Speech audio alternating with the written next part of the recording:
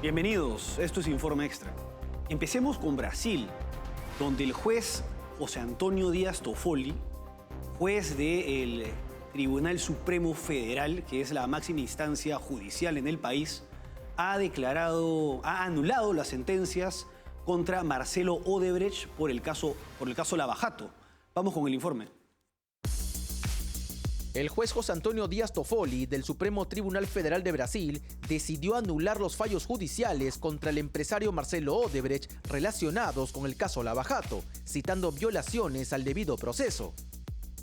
A través de un comunicado, la máxima institución judicial del país informó que la orden emitida por Díaz Toffoli implica el cierre de todos los procesos penales contra Odebrecht. No obstante, se mantiene vigente el acuerdo en el que él se declara culpable de varios procesos a cambio de beneficios judiciales. Es importante recordar que José Antonio Díaz Toffoli es miembro del Supremo Tribunal Federal desde el 2009, designado por el presidente Luis Ignacio Lula da Silva durante su primer mandato. Este nombramiento fue polémico, ya que el magistrado había sido abogado del Partido de los Trabajadores mientras Lula era candidato a la presidencia, por lo que nombrar como juez del Supremo Tribunal Federal a alguien que era cercano al partido político del mandatario izquierdista era controversial. Además, en el 2018, meses después de ser designado como presidente de la máxima institución judicial del país, Díaz Toffoli anuló las sentencias contra Lula da Silva en el marco del caso Lava Jato, calificándolo como uno de los mayores errores judiciales en la historia de Brasil. Por su parte, Marcelo Odebrecht, expresidente de la constructora Odebrecht, fue investigado desde el 2014 por sobornos a cambio de contratos de obras públicas en varios países de Latinoamérica, incluyendo Brasil, México y Perú. En Brasil, estas investigaciones se llevaron a cabo dentro de la Operación Lava Jato. La decisión del juez Díaz Toffoli genera preocupaciones, ya que podría debilitar los procesos e investigaciones en otros países. Aunque se mantienen los acuerdos de culpabilidad de Odebrecht, la anulación de los procesos podría afectar la disposición de las fiscalías para continuar con las investigaciones y perjudicar la colaboración entre diferentes países. Además, la anulación de los fallos contra Odebrecht podría tener repercusiones significativas, complicando los esfuerzos internacionales para abordar la corrupción y obstaculizando la justicia en varios casos relacionados con el escándalo Lava Jato. Bueno, este martes 21 de mayo, el juez José Antonio Díaz Toffoli, quien pertenece al Tribunal Supremo Federal de Brasil, que es la máxima instancia judicial del país, anuló las sentencias, los casos contra el protagonista del caso de corrupción más importante de la historia de Brasil, Marcelo Odebrecht. De acuerdo con este magistrado, las sentencias y los procesos que se llevaron contra él a partir de alrededor del 2016 no siguieron el debido proceso, hubo arbitrariedades y es por ello que se ha anulado sus procesos. Al margen de ello, el acuerdo suscrito por Marcelo Odebrecht en el que se declaraba culpable a cambio de beneficios penitenciarios se mantiene vigente. Vamos a ver, ¿cuáles son las sentencias y los procesos que se han anulado? Resulta que en el año 2016, el 13º juzgado de Curitiba, cuyo juez era el magistrado Sergio Moro, uno de los principales protagonistas desde el lado judicial, en este caso de corrupción, de los que sentenció a diversos personajes implicados en el caso, sentenció pues a Marcelo Odebrecht. Sin embargo, de acuerdo con la tesis de Díaz Toffoli, esta medida habría violado el debido proceso. De acuerdo con Díaz Toffoli, los fallos de Sergio Moro se habrían basado en una suerte de contubernio, ¿no?, entre este juez y los fiscales. De este modo, en palabras de Díaz Toffoli, tenemos lo siguiente. Dado el contenido de los frecuentes diálogos entre el magistrado y el fiscal sobre el demandante, así como sobre las empresas que presidía, resulta clara la mezcla de la función de acusación con la del juez, erosionando las bases del proceso penal democrático. También sostuvo que algunos integrantes de la operación Lava Jato adoptaron medidas arbitrarias en la conducción de los procesos contra este empresario. En base a este criterio, es que Díaz Toffoli anuló los procesos elevados llevados a cabo por el 13º Juzgado de Curitiba. Ahora bien, se señala que Sergio Moro, este magistrado que en su momento sentenció a Marcelo Odebrecht, carecía de imparcialidad. Por lo siguiente, en el año 2018, Sergio Moro abandona la carrera judicial y en el 2019 entra al gobierno de Jair Bolsonaro como ministro de Justicia. Sin embargo, en el 2010, por discrepancias con Bolsonaro, acaba renunciando. Actualmente, Sergio Moro es senador, pero por un partido que no es el partido de Bolsonaro, que es el Partido Liberal, sino por el partido, por otro partido, el Partido Unión Brasil. Y bueno, se puede cuestionar, y es legítimo cuestionar la imparcialidad de Sergio Moro, pero también es cuestionable la imparcialidad del juez José Antonio Díaz Toffoli por lo siguiente. Resulta que Díaz Toffoli, antes de ser magistrado de la más alta instancia judicial de Brasil, fue representante legal del Partido de los Trabajadores, el partido de Lula da Silva.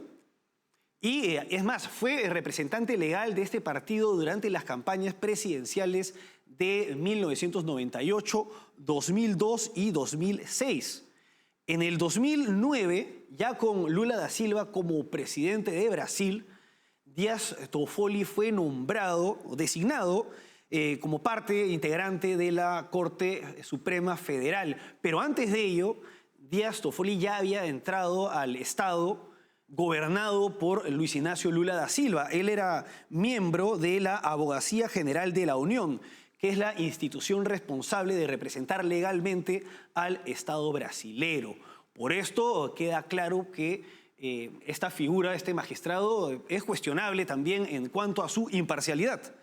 Ahora, veamos las diferencias entre Sergio Moro, que en su momento sentenció a Luis Ignacio Lula da Silva y a Marcelo Odebrecht, con José Antonio Díaz Toffoli. Sergio Moro se hizo conocido en el 2014 a raíz pues, del escándalo por el caso Lava Jato, y él fue quien sentenció en el 2016 a Marcelo Odebrecht a 19 años de prisión y en el 2017 a Luis Ignacio Lula da Silva a 9 años de prisión. Pero él ya tenía una carrera en el sistema, en el aparato de justicia brasilero desde 1998. Él renuncia en el año 18 para integrar el gobierno de Bolsonaro en el 19, pero está hasta el 2010. Mientras tanto, la figura de Díaz Toffoli contrasta por el hecho de que, a diferencia de Sergio Moro, quien había estado en el aparato de justicia durante más de 10 años, Díaz Toffoli había sido representante legal del Partido de los Trabajadores, había sido representante legal del Estado gobernado por Lula da Silva y había sido designado por Lula da Silva como miembro de la más alta instancia judicial del Brasil. Por ello, el hecho de que anule una sentencia al principal protagonista del mayor caso de corrupción de la historia de Brasil genera cierta controversia, porque es un caso que condujo, en el que está involucrado Luis Ignacio Lula da Silva. Por ello, fue condenado en su momento, en el 2017, a varios años de prisión. Él salió libre en el 2019 y logró ser reelegido presidente en el 2022. Pero los criterios para anular la sentencia contra Marcelo Odebrecht son los mismos que se utilizaron para anular la sentencia de Luis Ignacio Lula da Silva. Y aquí es importante recordar a otro personaje, que es el magistrado Ricardo Lewandowski.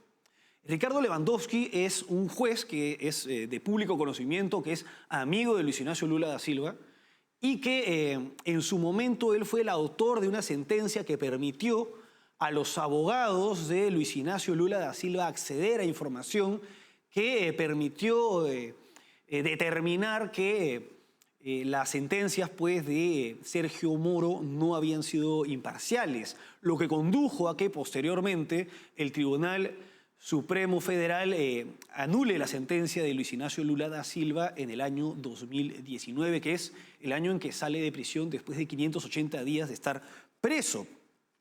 ¿Y cómo le paga Luis Ignacio Lula da Silva a Ricardo Lewandowski?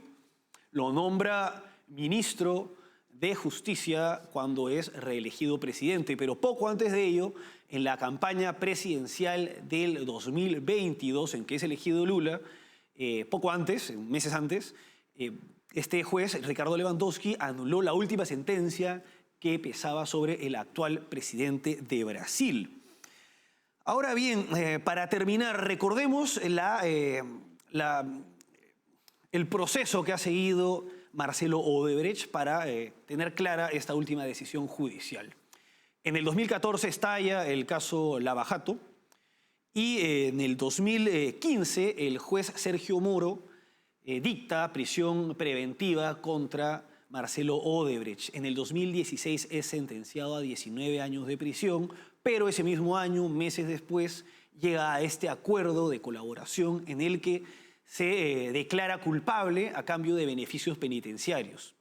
Poco después pasa a prisión preventiva, prisión domiciliaria, y en el 2022 se le redujo la pena a 7 años de prisión, con lo cual finalmente salió libre en abril del 2023. Como podemos apreciar, el principal protagonista de este caso de corrupción actualmente está libre. Y otro de los principales involucrados en esta trama ha sido reelegido presidente. Además de ello, con relación a este acuerdo de colaboración, hay que tener presente que sí, se va a mantener vigente. Sin embargo, cabe señalar que esto podría, esta decisión de anular la sentencia contra Marcelo Odebrecht, al margen del acuerdo que se mantiene vigente, podría afectar los procesos por el caso Odebrecht que se llevan a cabo en otros países de la región. Con lo cual, esto podría afectar la labor de diversos fiscales y jueces de varios países afectados por esta inmensa trama de corrupción. Vamos ahora a una pausa y regresamos con el Reino Unido, donde el primer ministro Rishi Sunak ha anunciado sorpresivamente la convocatoria a elecciones generales para el 4 de julio.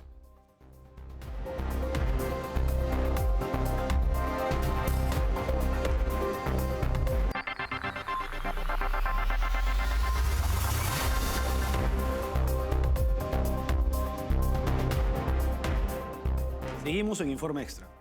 Este miércoles, sorpresivamente, el primer ministro del Reino Unido, Rishi Sunak, ha anunciado elecciones adelantadas para el 4 de julio.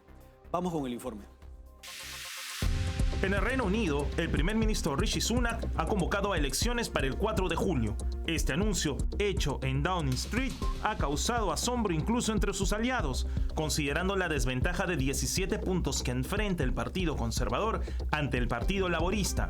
Según el último sondeo Savannah para Daily Mail, 25% frente a 43%. Sunak convocó a un gabinete de emergencia para informar a sus ministros sobre esta decisión. El secretario de Exteriores David Cameron tuvo que suspender su viaje a Albania para asistir a la reunión. El primer ministro planea disolver el Parlamento la próxima semana, lo que dejará apenas un mes de campaña electoral. Durante su turno semanal de preguntas en Westminster, Sunak había mencionado la posibilidad de convocar elecciones en la segunda mitad del año, pero sin especificar una fecha concreta. La decisión de adelantar las elecciones parece motivada por los recientes datos económicos positivos, como la caída de la inflación al 2.3% y el crecimiento del PIB del 0.6% en el primer trimestre del 2024. Sunak ha aprovechado estos datos favorables para lanzar su desafío electoral a Keir Starmer, líder del Partido Laborista, quien había estado reclamando elecciones inmediatas. La estabilidad económica es la clave para cualquier tipo de éxito, declaró Sunak, destacando la recuperación económica y los esfuerzos del gobierno para salir de la recesión. El primer ministro pidió un voto de confianza a los ciudadanos, subrayando los avances logrados desde que asumió el cargo tras el fallido presupuesto de emergencia de Liz Truss. Es el momento de decidir si queremos seguir construyendo el futuro o volver al punto de partida, afirmó Sunak, refiriéndose a los desafíos de la pandemia y la guerra en Ucrania que han afectado la economía del país.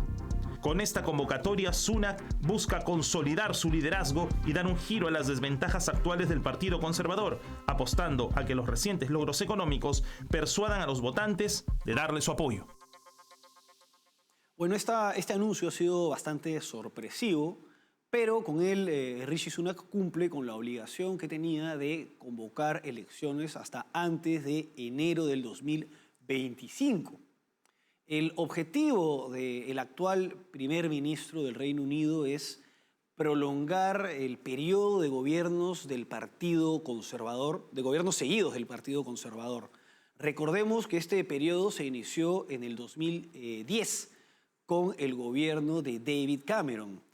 David Cameron gobernó del 2010 al 2016, luego siguió Theresa May del 2016 al 2019, después Boris Johnson del 2019 al 2022, tiempo en el que se consolidó el Brexit, que fue la salida del Reino Unido de la Unión Europea. Posteriormente estuvo Liz Truss muy brevemente y finalmente ha entrado Rishi Sunak, quien entró el 2022 y acaba de convocar elecciones para el 4 de julio.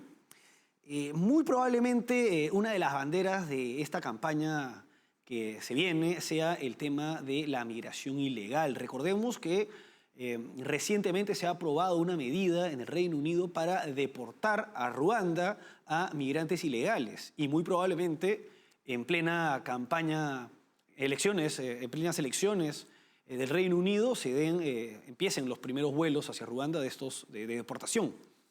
Veamos parte de las declaraciones de Rishi Sunak. Now is the moment for Britain to choose its future, to decide whether we want to build on the progress we have made or risk going back to square one with no plan and no certainty.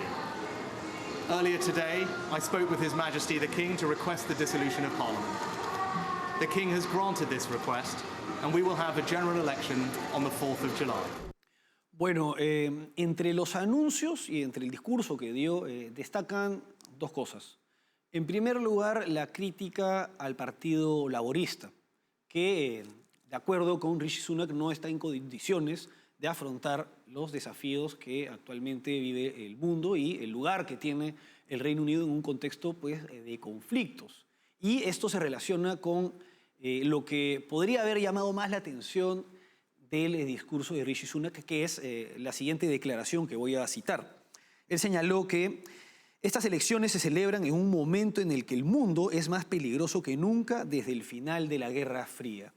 Y es que precisamente el mundo actualmente, por el incremento de las tensiones bélicas, está pasando por una situación que en diversas partes del mundo es bastante delicada. Tengamos presente, en primer lugar, la guerra de Ucrania, esta guerra de agresión de Rusia contra Ucrania, en la cual un eventual triunfo de Rusia podría incentivar a Putin a tratar de anexar más territorios en Europa, lo que comprometería la seguridad del Reino Unido como integrante de la OTAN y siendo aliado pues, también de las diversas democracias occidentales al margen de haber salido del Reino Unido. También como parte de la OTAN está comprometido con las campañas y la posición que tiene de alguna manera la principal potencia militar del mundo, que es Estados Unidos, en otras regiones en las que hay conflictos y que se han agravado, como por ejemplo en el Medio Oriente, con el conflicto que se da pues, entre Israel y también Irán, que ha aumentado la tensión, y el tema de la amenaza de China sobre la isla de Taiwán, que podría comprometer la seguridad de las potencias occidentales y podría eventualmente generar un conflicto entre Estados Unidos y, siendo Estados Unidos parte de la OTAN, también del Reino Unido. Por lo cual es un aspecto que hay que resaltar, este mensaje de Rishi Sunak de señalar que actualmente se vive un contexto que es el más peligroso desde el final de la Guerra Fría. Y es que en los hechos se podría decir que actualmente con estos conflictos entre proxies en el Medio Oriente y la guerra de Ucrania en la que se enfrentan las potencias occidentales con Rusia a través de la defensa de la integridad territorial de Ucrania, se está dando un conflicto muy parecido al de la Guerra Fría, agregándose el hecho de que actualmente hay mucho mayor poder nuclear que el que había en el pasado. Vamos ahora a una pausa y volvemos con la guerra en Ucrania.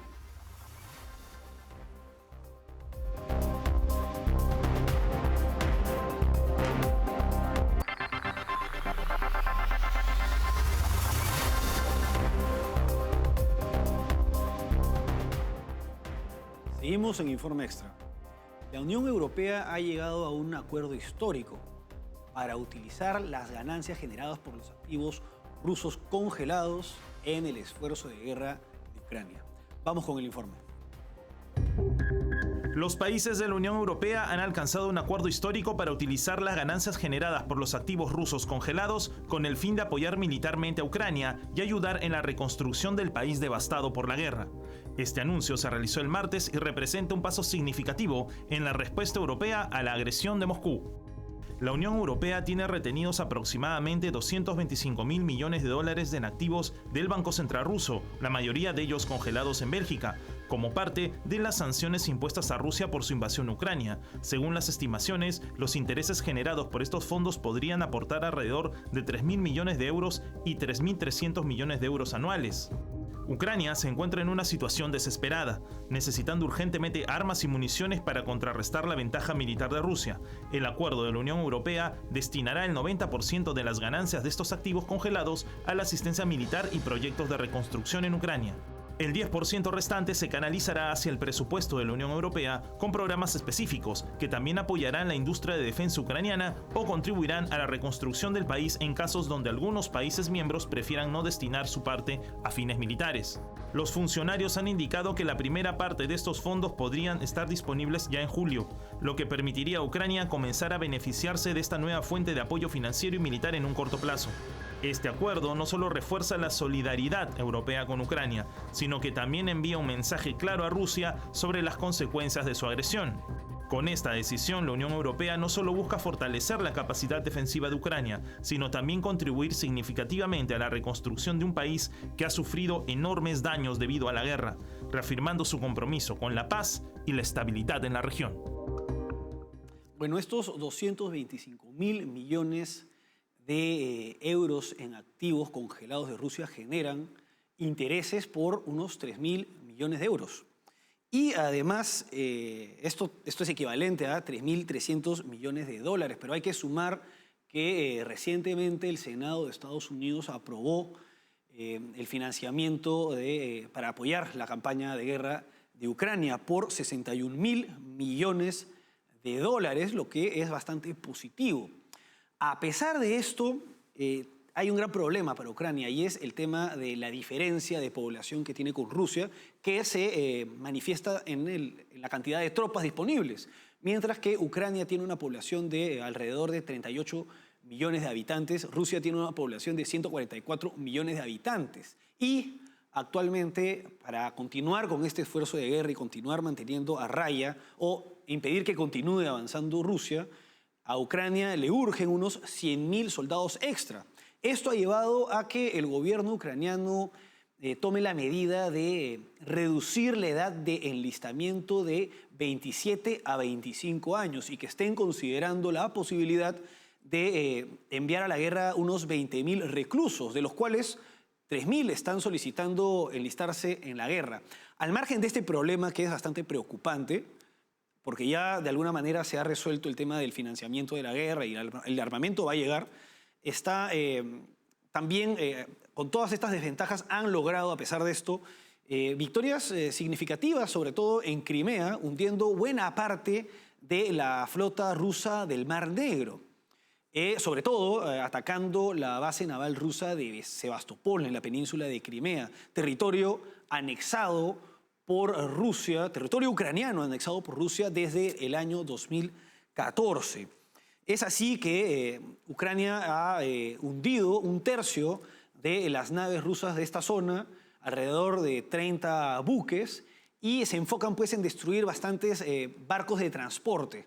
¿Por qué? Porque estos barcos de transporte permitirían movilizar tropas y tanques para atacar a Ucrania desde el sur, desde la península de Crimea, en lo que podría afectar bastante el esfuerzo de guerra en vista de que Rusia es bastante fuerte por tierra desde el este. Al margen de todo esto, hay que tener bastante en claro y presente que cuando Putin anunció que bajo la excusa absurda de la desnazificación, el inicio de esta invasión y esta guerra de agresión contra Ucrania, hasta la fecha Ucrania continúa resistiendo y con este apoyo económico y militar de las potencias occidentales, podrá continuar con su esfuerzo de guerra, lo que a la fecha indudablemente constituye un verdadero triunfo. Al margen de esto, un eventual triunfo de Rusia podría incentivar a Putin a tratar de anexar otros territorios de Europa, lo que podría ser bastante peligroso para la seguridad mundial. Y además de ello, un triunfo suyo podría incentivar a otras potencias autoritarias a hacer lo propio en otras partes del mundo, como por ejemplo Venezuela con la región del Esequibo, que implicaría un ataque a Guyana, y lo más peligroso, China con sus intenciones de anexar la isla de Taiwán. Bueno, hasta aquí Informe Extra. Gracias por acompañarnos.